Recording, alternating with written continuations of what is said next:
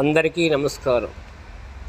ఈ వీడియోలో మీరు చూస్తున్నది 250 amps ఆటోమేటిక్ చేంజ్ ఓవర్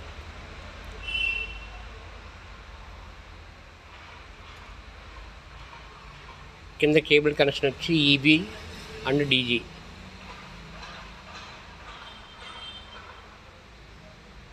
చూడండి, 250 amps ఎంసీసీబీ, దాని యొక్క links CTs, horizontal bus bar, vertical bus bar chamber,